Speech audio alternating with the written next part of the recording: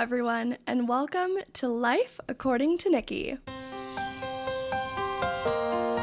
Are we kidding?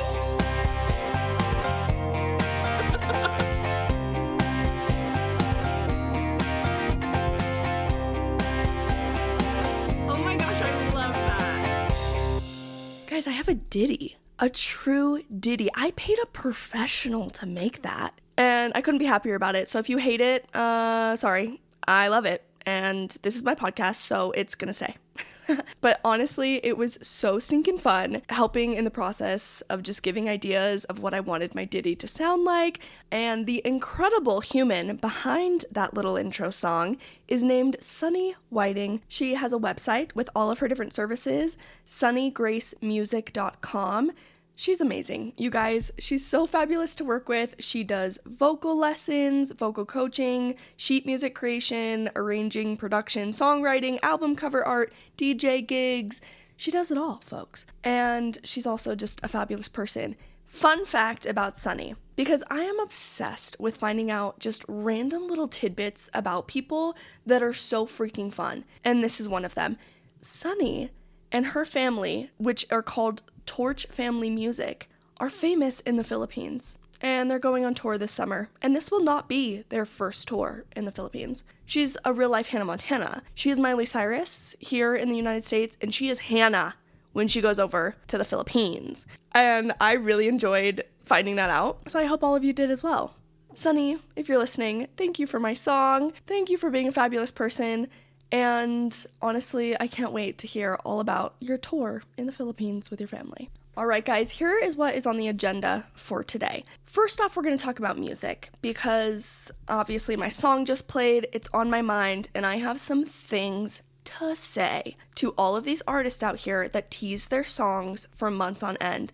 I'm sure you can imagine what my thoughts are going to be. Little hint, it is not going to be positive. I'm going to vent about that for a hot second. Then we're going to move on to my book reviews because I haven't done books yet, and I'm a big book reader. So we're going to go through some recent books that I've read, whether or not I believe you should read them, and we're going to round it all out with my final thoughts on the Twilight series. It's gonna happen. Today's the day. I'm sure in between there's gonna be some rants that I don't know I have deep inside me that are gonna come out while I discuss the current topics, but that is the agenda. Hopefully I can stick with it for the most part because normally I record the intro of these episodes at the end after I've said what I've said, and this time switching it up. I'm doing it at the beginning, so hopefully I can stay within the limits that I've set for myself. I don't have a lot of hope, but we're gonna try. We are just gonna start off so passionate today because the release of the new Benson Boone song got me feeling all sorts of things. I am so done with the marketing strategy that is going on, where they tease the song, they ask, I don't know guys, do you want it? Shrug emoji. Everyone's like, oh my gosh, please release this, when is this coming out? I want it so bad, blah, blah, blah. And then they will tease it again for another month and a half. And then, finally, they'll say, guys, my manager let me release the song. It's coming out in 2 months. So then I gotta hear it for another 2 months. That same clip over and over and over again with them standing in a field, just, jam into their own tune. Oh, no. Honestly, I can't do it anymore. Can we start a new strategy? Can we as the people start only endorsing artists that promote their songs after they've been released? Like, do a silent release. Just release everything. Release an album. And then promote it so I have the song fully accessible to me and I can immediately start listening. I don't want you to build hype. I just want you to release your stuff. That's all I'm asking.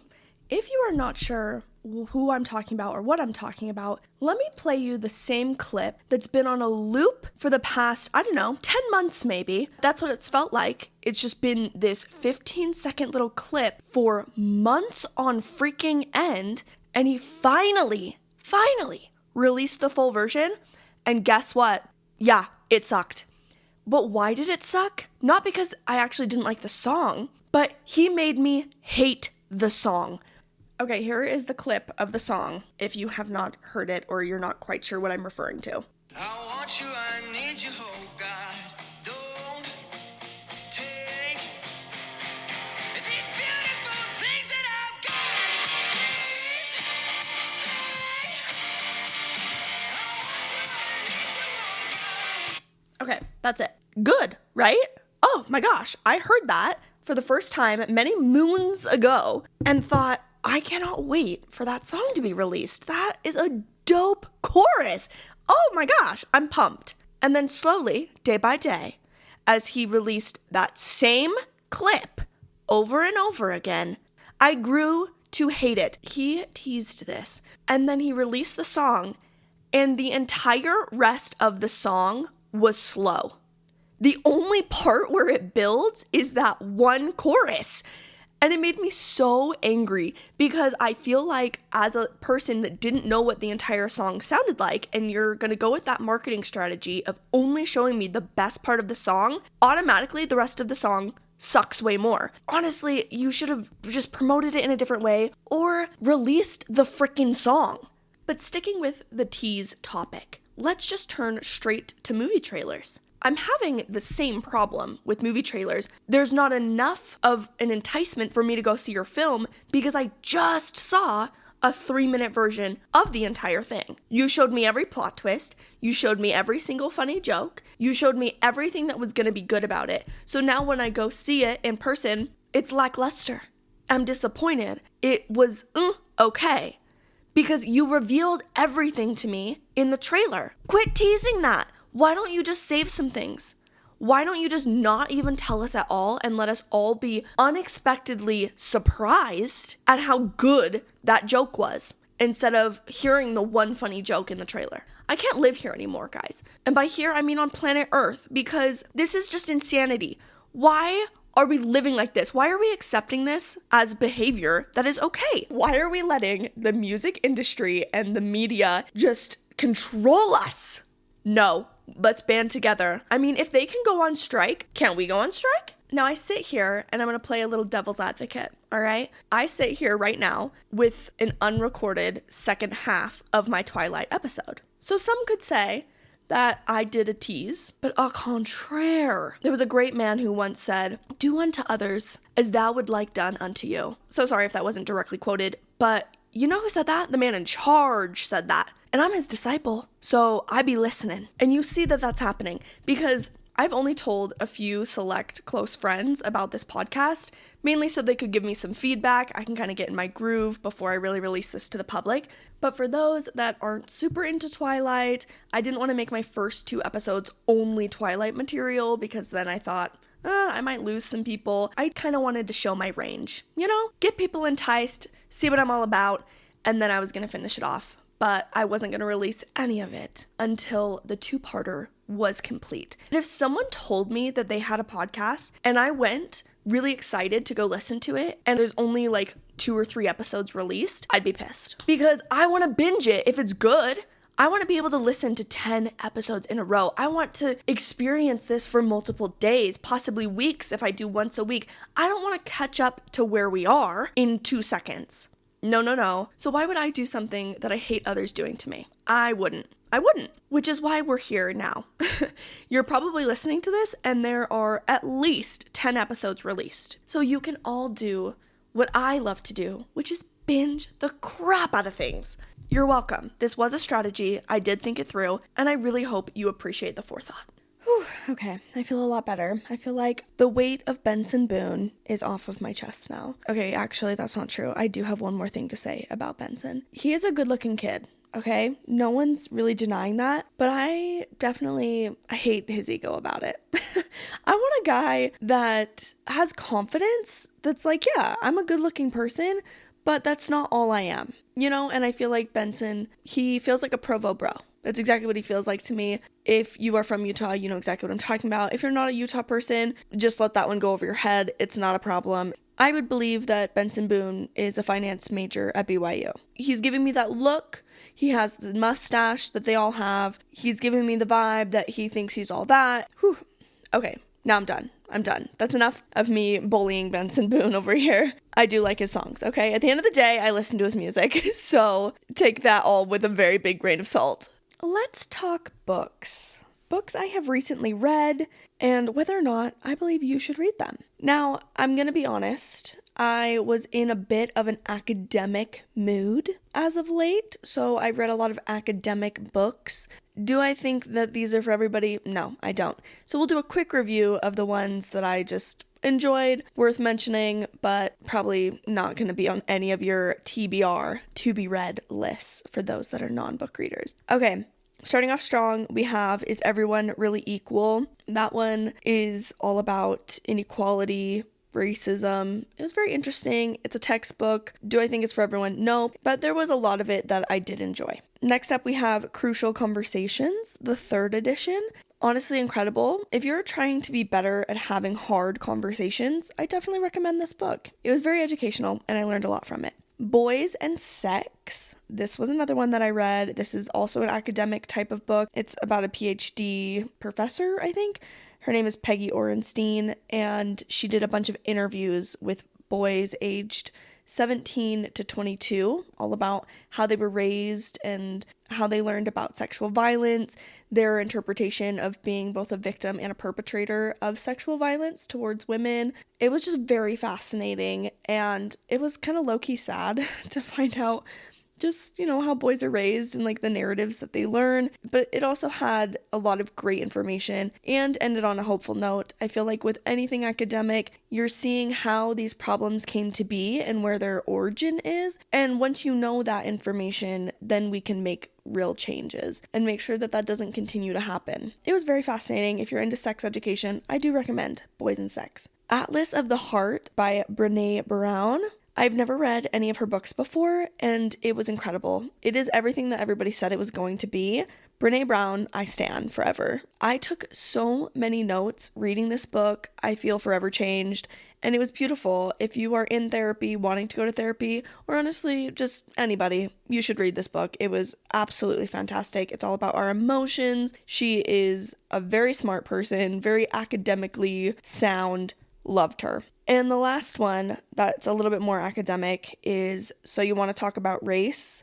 I have a lot of thoughts about it. Overall, I'm glad I read it. There was a lot of the book that, didn't sit well with me, but I don't think it was supposed to. And it brought up a lot of good points that I had never considered. And for those reasons, I think it is worth reading. I like being challenged on my beliefs and my viewpoints, and I really do respect other people's views and understanding that I may not see through the lens that they see through because I was raised in a completely different space. I've been raised in middle class Utah. Okay, that is a very distinct lifestyle. So there are a lot of people and opinions that I may not understand. I don't think that there's anything wrong with sitting in things that make you feel uncomfortable. I think that there's a lot of room for growth in that zone. What's that age-old saying where it's like there's no growth in the comfort zone and no comfort in the growth zone? I feel like that's very applicable to this book, at least for me. Okay, now we get on to a little bit more secular books. I read Counting the Cost by Jill Duggar. Oh my gosh,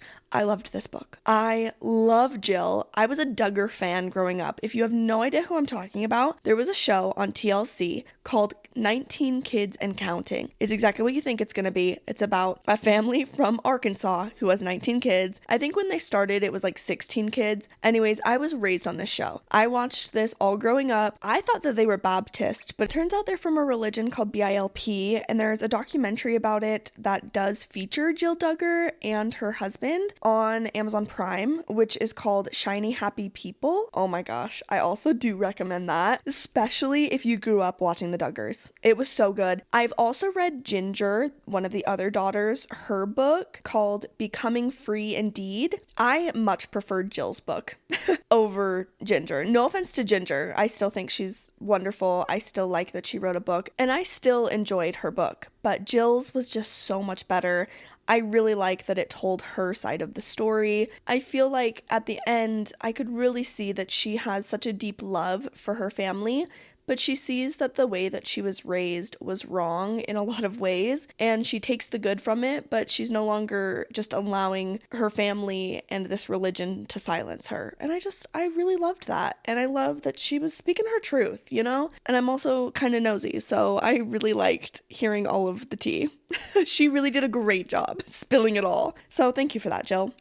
The Midnight Library. Now, I'm not going to put this in an academic type of book, but it is very philosophical. It is by far one of the best books I've ever read. It was low-key life-changing, and I highly recommend this book to anybody, especially if you're at a stage in life right now where you're not feeling like you're contributing to anything. You just kind of feel stuck. You're not quite sure what you're able to do or what you want to do.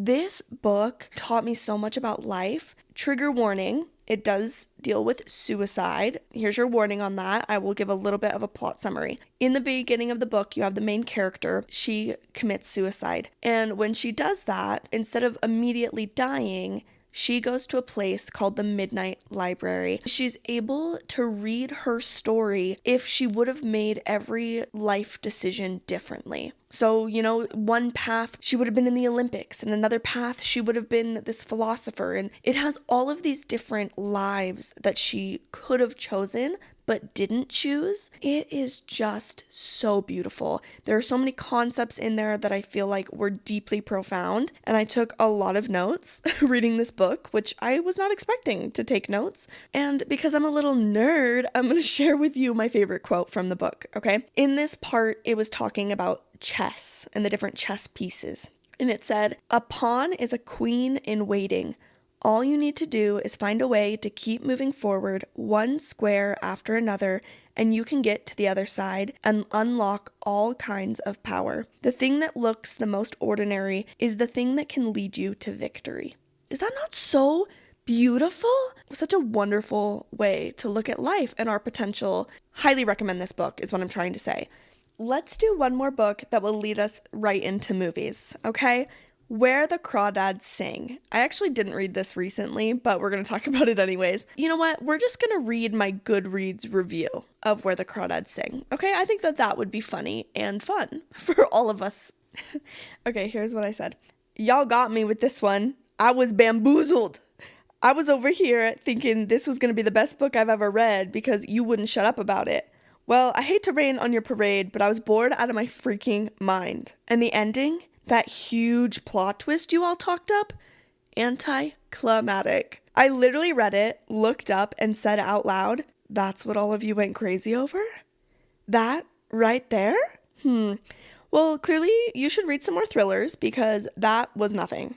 Was it good writing? Absolutely. No one is saying she can't write. Was it my cup of tea? Absolutely not.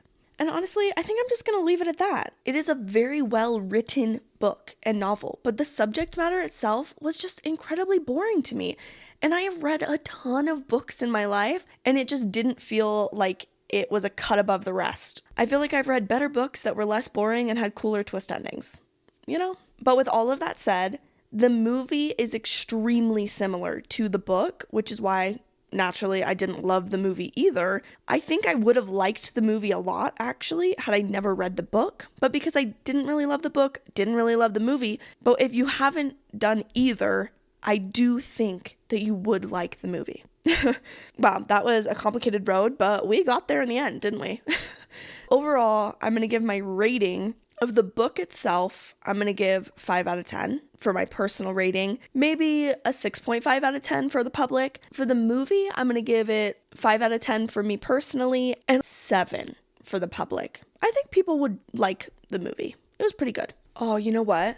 I said that was going to be our last one, but I totally lied. We're going to do one more that's also a book and a movie. We're going to just do a double hitter here. The Hating Game. Oh my gosh. Let's once again read my Goodreads review of this. Did I hate this book? No. Did I low-key want to jump off a bridge after watching the movie adaptation? Yes. Did the opinion of the movie play into this review? 100%. I gave it a 1 out of 5 stars. The book was the definition of okay. I actually liked the first half. The second half, it kind of lost me a little bit, but it was okay. I could look past a lot of the things I didn't like for the most part. But then I watched the movie, which is quite possibly one of the biggest pieces of trash I've ever seen. It was so horrible. I could do a deep dive episode on everything wrong with the Hating Game movie, from the bad acting to the terrible camera angles to the horrible script writing. Oh, I actually think that might be enjoyable. But then I feel like you would all need to watch The Hating Game in order to feel how funny my commentary on it would be. And I don't want to put any of you through that. So just know deep in your heart that that movie was awful. Just awful. You want to feel a cute romance with like butterflies in your stomach? That's not the one. It is not the one. You will feel nothing but disappointment and anger. I was actually angry when I finished because it was so unsatisfying. So don't watch The Hating Game, and honestly, don't read the book, because why read something that's mediocre, you know? I am definitely a believer that if you're gonna spend your time and your attention doing something, it should be worth your while. Which I think is a great segue into the Twilight series.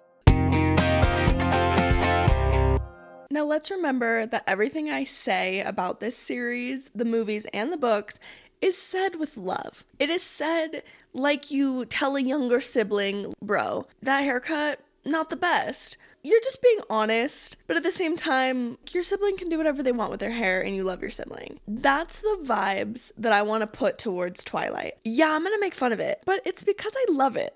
We just kind of have to point these things out, but at the end of the day, it is just so entertaining. And I really enjoy myself each and every time I have watched it in the last 3 years, which has been multiple times, and I'm just pumped to talk about it some more, to go over my final thoughts with all of you. Let's pick up where episode 1 dropped off, starting with Eclipse. I feel like book 3 was definitely my favorite because it had the most interesting plot. You have Victoria, who is hunting for Bella, creating an army full of newborn vampires to kill her. I liked that. I felt like we were actually going somewhere with this plot. Whereas the first book felt anticlimactic, the second book was just all about Edward being gone and Bella being just so deeply depressed, and Jacob really trying to get his chance, even though, as we've discussed, he never stood one. He gave it the college try. Actually, I think he gave it the PhD try. That's how long he was in school for, because he really thought that he had a chance. And that comes to play in book 3, and especially in movie 3. Because Edward's back, so obviously Bella is happy as can be. I mean, well, as happy as Bella gets. And her biggest worry right now is the marriage proposal of Edward. It's also his only requirement in order for her to become a vampire, which is, all she's ever wanted as of, I don't know, check my watch. When did she move to this town again? When did she find out vampires were real? What's the timeline here? Yeah, a few months back, she found out that they were vampires. Now she's like, yeah, I was born to be dead. I was born to be a vampire and live this whole life obsessed with you. This boy I met a short while before. Guys, I have to point it out. I have to point it out. Because if we don't, other people are going to look at it and think that we don't think it's crazy. And as a very active member of the Church of Jesus Christ of Latter-day Saints, I am just going to say that I do think it's actually insane that people date for like 2 or 3 months and then become completely just obsessed with that human being and get married immediately. I've always thought it was weird. I continue to think it's weird. And I think it's the same in this Stephenie Meyer's book. He's her entire world. She can't live without him. Literally almost tries to commit suicide. He also tries to commit suicide because he can't live in a world without her. Feels toxic. And then he, obviously proposes marriage because what else is there to do? I mean, they're made for each other. Okay, just the whole thing is just weird. We're just gonna ignore it though because it's entertaining and I have a good time watching it. So here we go, moving on. Talking about the third movie, there is just one scene with Jacob that really frustrates me. It's when he confesses that he's in love with her. They're standing on the beach and he goes, I need you to know that I'm in love with you. And she says back to him, I just don't feel that way about you. And he instantly replies with, I don't buy that. Like, babe, what's not to buy? She just told you. She was super clear, and you still aren't accepting that? And then I feel like the rest of the movie from that point on was him just trying to convince her to live in his delusion with him. When he's carrying her, up the mountain or whatever, shirtless, he makes sure to let her know that it's possible to love two people at once. Okay, sure, she loves you both, but you're just a friend. It's a different kind of love, my brother. It's a different kind of love. And then comes my least favorite part. It's when they're on the mountain. She had to cuddle with him all night because she was going to freeze to death, and Edward couldn't hold her because he is also freezing cold. He decides he's going to go fight the next day, right? She confesses that Edward proposed, she accepted, and then he is just so butthurt about this. And he goes, well, then why don't I just join the fight and get killed and make your decision easy for you? What? What? No, stop this. Stop this behavior, young man. This is ridiculous. And I'm going to give it to Bella in this situation, all right? He is being extremely manipulative in this moment because obviously she doesn't want him to do that. She doesn't want him to die. She asks him to stay because she doesn't want to lose him, and he goes, that's not good enough. And then comes the master manipulation where she felt like she had no choice and she asks him to kiss her. I don't really like when people say that Bella is in the wrong here. I don't think she was. She was literally trying to save this kid's life. Jacob, bad dog. No, we don't manipulate women into kissing us. No, that is going to be on the list of things that we don't do, okay? No. What are you teaching these 14 and 15-year-old girls that were reading this book, Stephanie? This is just troublesome, and I don't like it.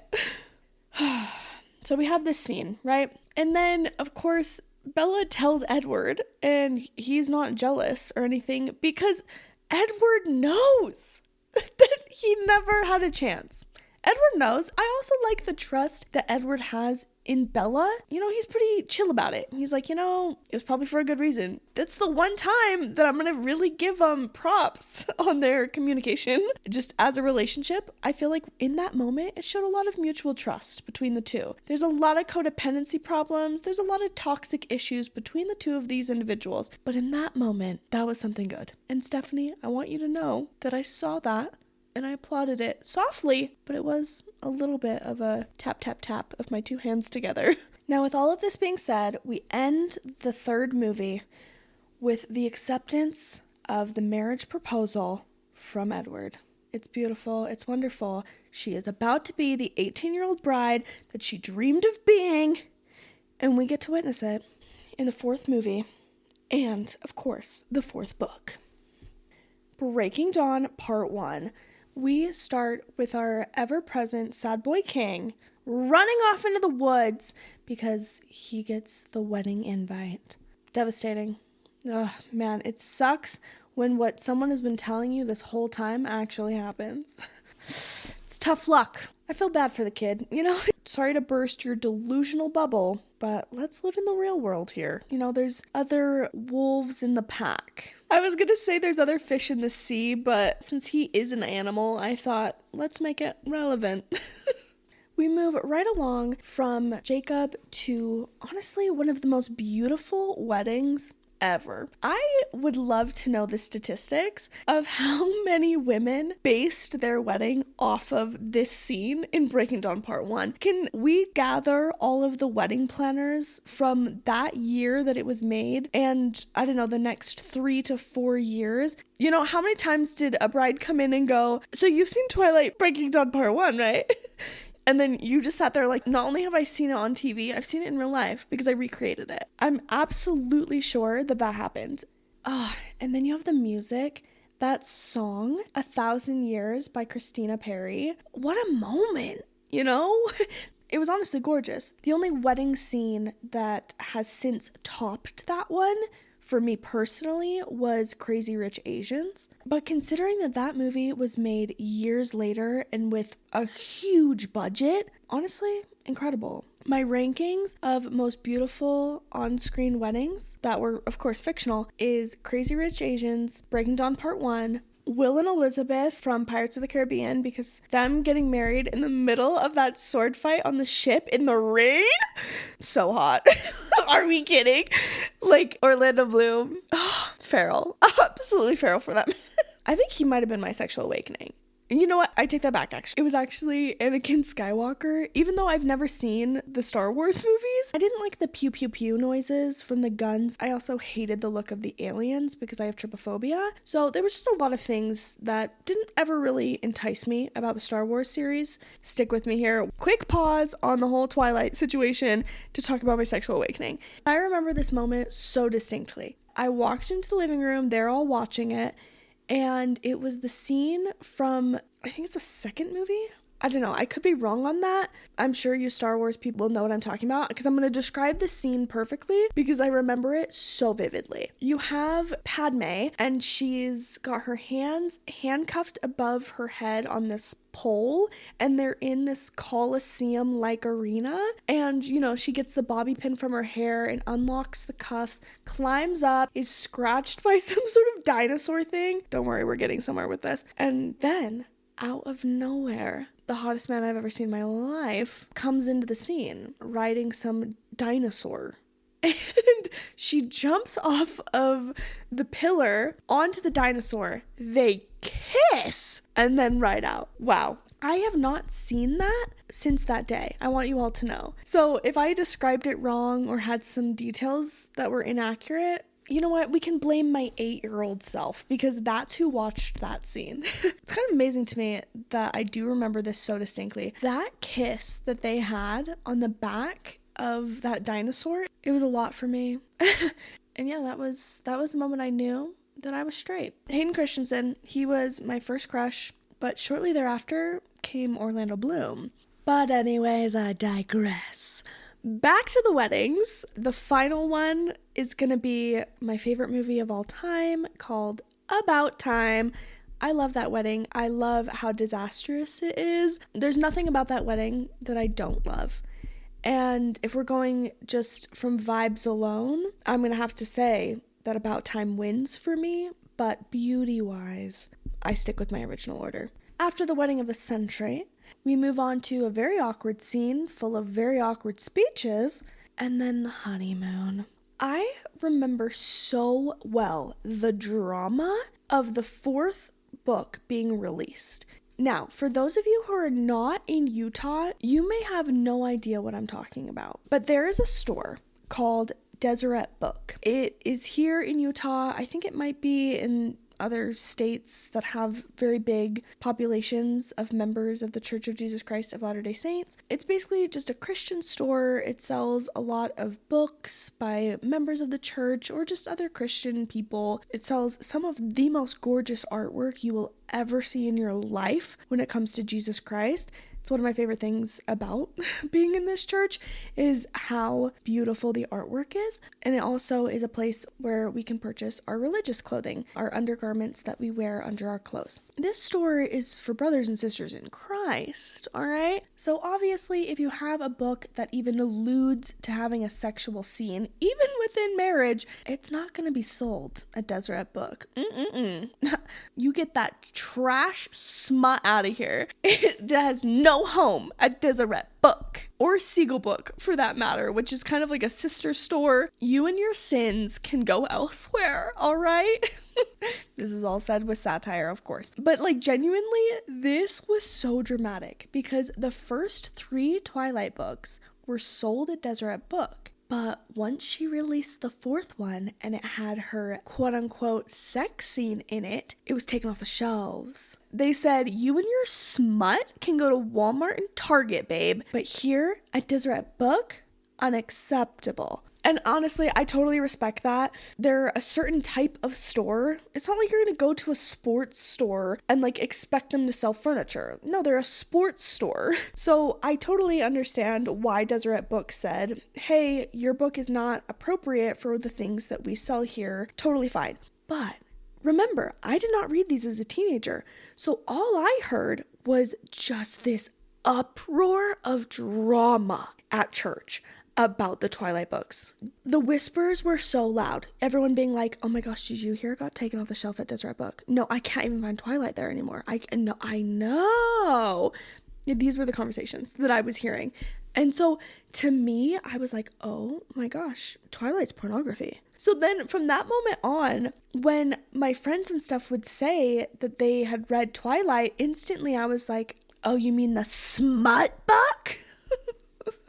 Yeah, I was a bit more judgmental back then, but this was like all I knew, you know? I only knew that it was taken off the shelves, and then in the movie, it was all the chit chat about how they actually had sex in real life on set and broke the bed. That was the rumor I heard. Looking back now, that's actual insanity that we even had that rumor going through the mill, but that's all I knew. So imagine my surprise when 3 years ago, I read the scene and I watch the scene and I go, that felt like a bit of an overreaction from everyone involved. What? How did it get so big when it was actually such a small little thing? It was a fade to black for the most part. I thought it was going to be a lot more than what it was. Obviously, I mean, it was taken off the shelves. I was scared to read it. I was like, I don't know, is this going to be against my personal values? I was a little frightened. And I read it and I was like, oh my gosh. This is what we reacted over? Well, of course it was. Of course it was. So, you know, after they have sex, as we all know, next up, she says that she missed her period. She finds out that she's pregnant. Within the first second of touching her stomach, the baby kicks. And then they fly home. And who does she call? She calls Rosalie, which was so unexpected. I enjoyed that element of the story because it added something, you know?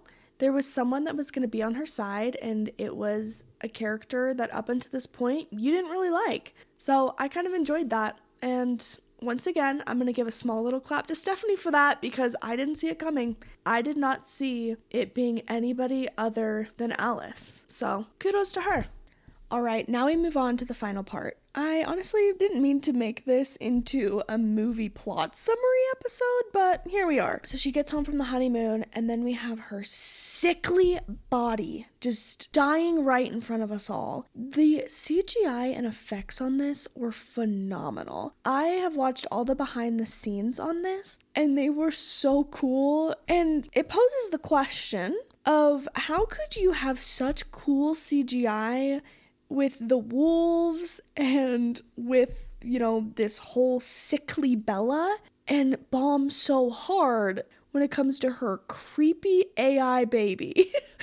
Wow, did we miss the mark in the second movie? But, like, guys, what were you doing?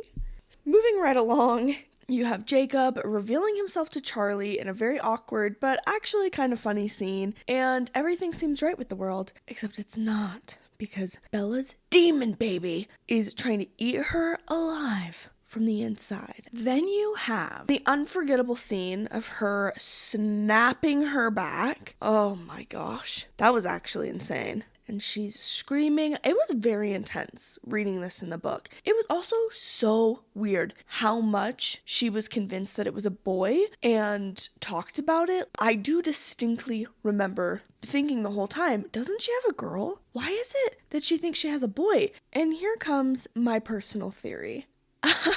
I do not believe that she had this plan from the start. I don't think she was like J.K. Rowling over here, making sure everything weaved together so that the reveal in the final book was that actually the entire time she knew what was going on and she orchestrated it. I didn't get that vibe from Stephanie. Instead, the vibe I got was she really painted herself into a corner. She had on her hands a pickle. because she had created this love triangle, which obviously wasn't a love triangle, but she had a character without a love interest that now, as an audience, people were invested in Jacob and who he was going to end up with. And she hadn't written another character in, and somehow there needed to be a tie to Bella, because lest we forget, these books are about Bella. So if there is just like a moment in time that I could just be a fly on the wall for, it would be the moment that Stephanie Myers decided that she was going to have Jacob end up with Edward and Bella's baby.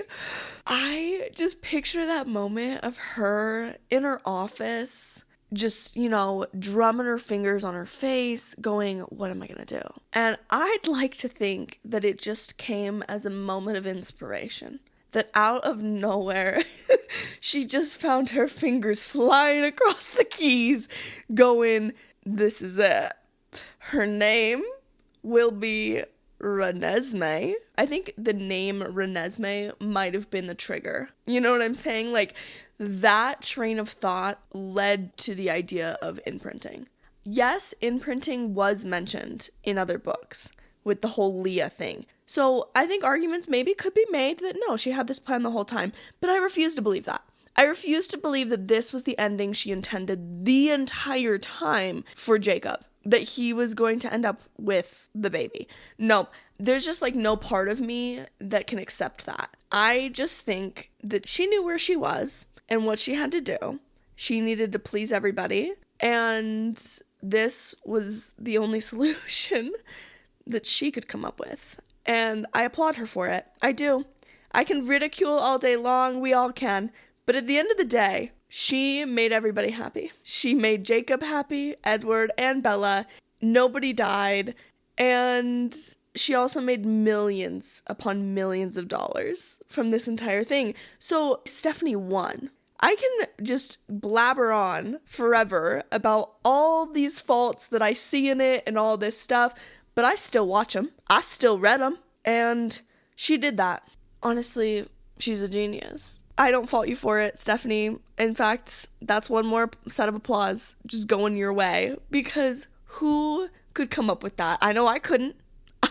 I'm not that much of an out-of-the-box thinker. You know what I mean? Like, people would have died, Jacob would have been alone, or maybe ended up with another wolf. But you said no. This story's about Bella. So Bella is gonna have to figure some solution out to make Jacob happy. In the end, we got where you wanted us to go, and I was so happy to be along for the ride. The second movie is a bit of a waste of time, as is the last half of the second book, because you just build this army of all of these different vampires with these super cool abilities. She writes all about the things that they can do, the journey they go on. You have Alice being gone, which is a very big plot point in the book, had me really curious what was happening. So much in the book was leading up to this fight with the Volturi. I finally, once again, thought we were gonna go somewhere with this plot. But no, because that wouldn't feel on brand for Steph. No. We gotta stick with our tried and true. We don't ruffle any feathers. So, yeah, no, we're not gonna have the Volturi fight the vampires. We're just gonna have a sweet little conversation once we gather together. A meeting that could have been an email type of situation. And then everyone's gonna be on their way. That's how the book ended. I couldn't believe it was all of that buildup for something so anticlimactic. So at least the movie gave me something with the war and the fight.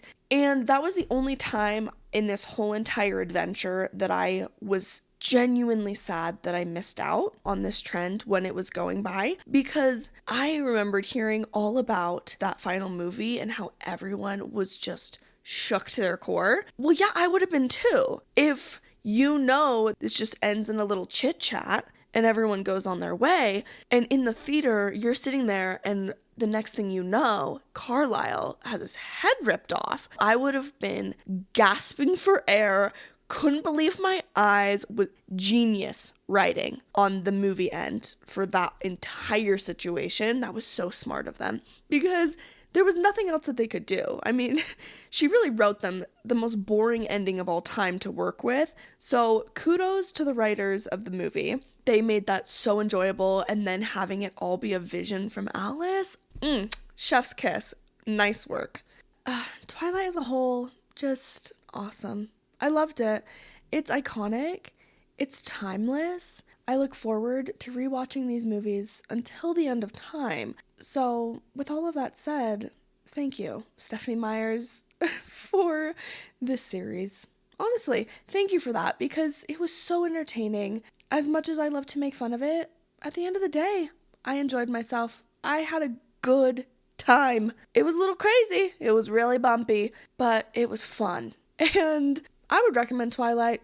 I really would. My recommendation would come with a lot of caveats, but it would be a recommendation nonetheless. I'm not saying to anybody ever that you shouldn't read the Twilight series.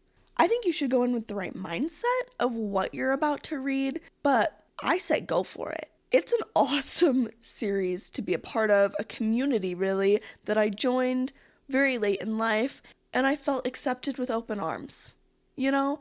So thank you all for allowing me to just ramble on about the Twilight series for 2 episodes now. Really appreciate you. For anyone that wants to reread the Twilight series or rewatch them but don't really have the time, I cannot recommend enough the YouTube video from Dylan Is in Trouble. He's my favorite YouTuber. I'm obsessed with his movie reviews. Dylan does an entire hour-long video where he watches every single Twilight in a row. This is my comfort YouTube video. I have watched this over 15 times now, showing it to so many people. I am never not in the mood to watch this YouTube video. Please go watch it. Dylan Is in Trouble. He does swear a lot, so fair warning on that. Yeah, he does say the F word a lot, just cusses. If that is not your cup of tea, I totally understand, deeply respect that. But for anybody else, I can't recommend it enough. All right, everybody, thank you so much for joining me today. To end today's episode, I'm just going to let you know that from now on, all of the book and movie reviews that I give at the beginning of the podcast, or even just throughout, they are going to be on the Instagram. So if you forget what I've said or what I've rated, I'm just going to have all the pictures of the different shows that I talked about. I might do my ratings in the caption. I don't know, haven't decided yet. But I did post on my last episode pictures of all of the different shows. So today I'll make sure to post all of the books that I talked about. Also, I'm on Goodreads. If you want to read my hilarious book reviews, please go do that. I have a really good time just reviewing things. And then the last thing, I also have a website, not for this podcast. It was actually the original thing that I started, but it does have a lot of my movie and TV show reviews on there, and I'm hoping in the coming months I will add to that as I do the podcast. I can kind of update the website. Okay, that was a lot of housekeeping, but there is one more item that I need to address. In my episode where I talk about dogs, okay? Don't worry, nothing's changed, still hate them. But I said hyperallergenic instead of hypoallergenic. And, you know, listen, we're all little dum-dums sometimes, me especially. And this is me admitting that to you. I for sure meant to say hypoallergenic and not hyperallergenic. So for anyone who recognized that, heard it, and has been bothering you for days, I hope that this is some catharsis for you. That you know that I know I said the wrong word. That I went through, listened to it, didn't hear it, had to have my friend text me and tell me that I used the wrong word. I am sure this is not going to be the first time that I have to correct something that I've said on a previous episode. If you're a close friend, feel free to point it out, because I won't take any of that personally. If you don't really know me though, how about we just keep it to ourselves, shake our heads, roll our eyes, and go, oh, Nikki, she doesn't know any better. Please and thank you. That is my formal request. But if you know me, like, you can tell me. You can tell me if I'm being dumb and if I said something stupid, because I do want to correct that. But if we don't have that kind of relationship, why don't we just let me be a little dum-dum and we'll just leave it at that. Okay, I think that's everything that I had for you guys today. Thank you so much for listening, and I hope you have a great rest of your day. I hope it's awesome and that you see a million miracles all around you. Thank you for listening to my thoughts on life, because this has been Life According to Nikki.